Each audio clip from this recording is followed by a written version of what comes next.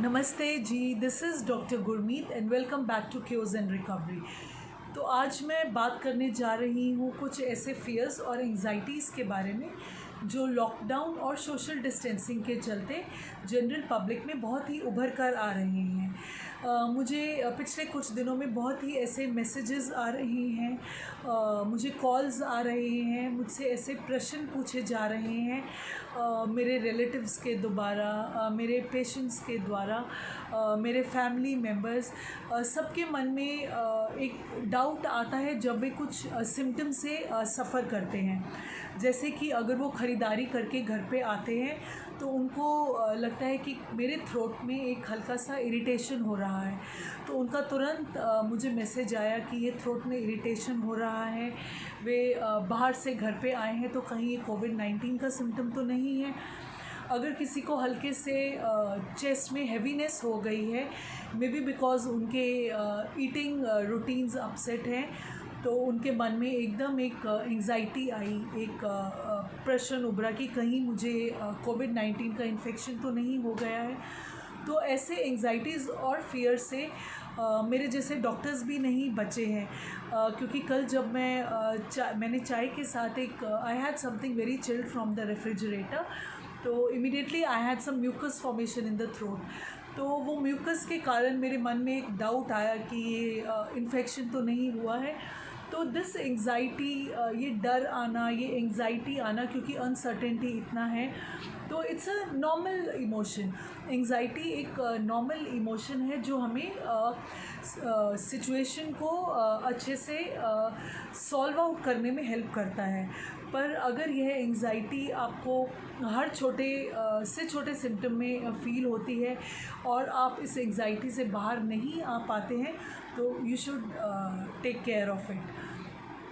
हमें यह जानना बहुत ज़रूरी है कि the corona virus does not implant itself in the body and the body will not produce an immediate respiratory response।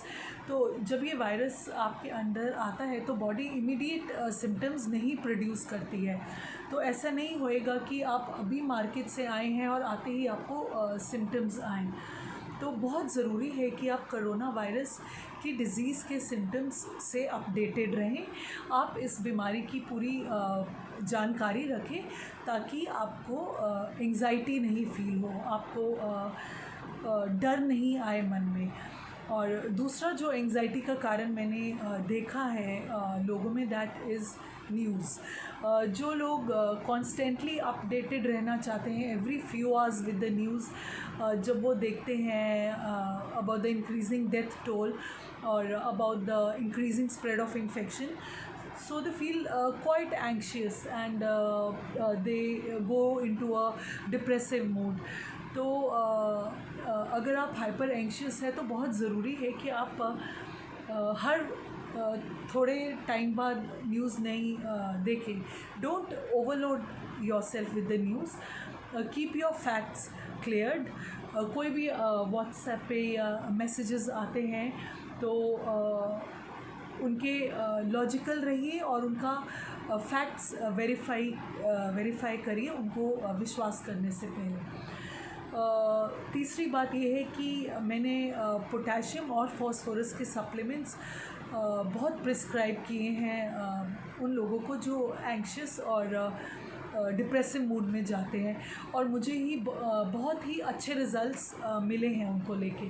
तो अगर आप हाइपर एंशियस फील करते हैं तो you can either have potassium and phosphorus supplements, और you can even have potassium rich foods like dairy products, nuts हैं, seeds हैं। Oatmeal is a very good source of potassium and phosphorus.